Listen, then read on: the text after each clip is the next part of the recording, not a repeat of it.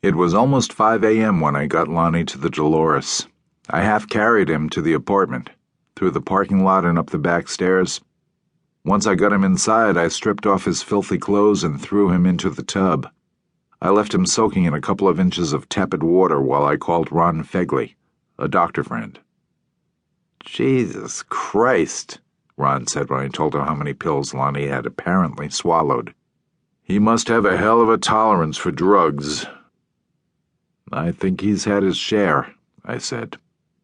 "He probably vomited up most of them earlier tonight, and it has been better than 8 hours since he swallowed them. But if I were you, I'd take him to the emergency room pronto. That's my advice." "I don't think I can do that," I said.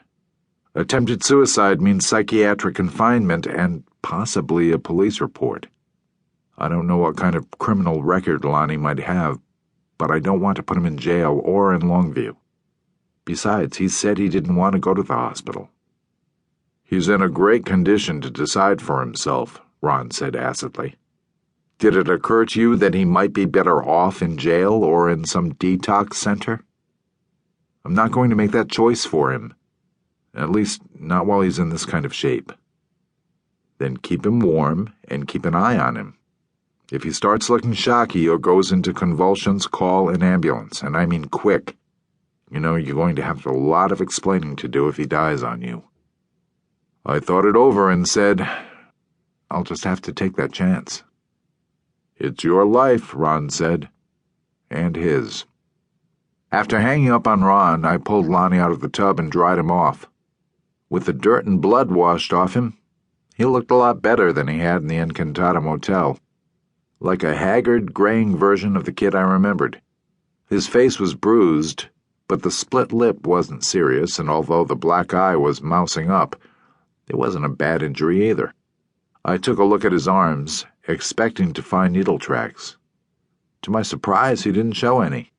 What he did have was an oval 12-inch scar on his right side that pinched the flesh between his hip and his rib cage, exactly as if some animal had taken a bite out of him.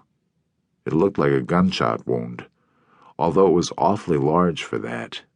I noticed that his fingertips were heavily calloused, which meant he hadn't lost touch with his music, whatever else he might have lost. Hoisting him up over my shoulder, I carried Lonnie into the bedroom and lowered him onto the bed. He groaned as I covered him with blankets. "Where am I?" he said groggily. "You're at my place." He nodded and smiled as if that were good news. Then he fell back to sleep.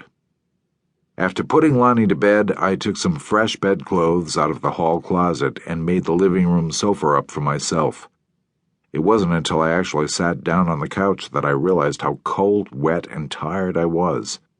I stripped off my clothes, curled up on the cushions, and listened to the December storm tapping its nails against the living room window. In the bedroom, I could hear Lonnie snoring evenly. I closed my eyes, telling myself that I'd just doze off for a few moments, and immediately fell asleep. I woke up around 1 o'clock that Friday afternoon, and the first things I heard were the measured sound of Lonnie's snoring and the patter of the icy rain on the living room window. I walked down the hall and took a look at him in the gray afternoon light. The color had returned to his face, and he seemed to be sleeping soundly. I thought about trying to wake him, then thought better of it.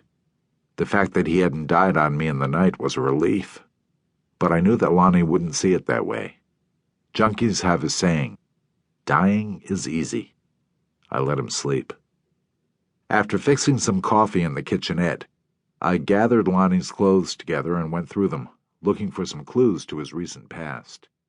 I found a slip of paper in his shirt pocket with a local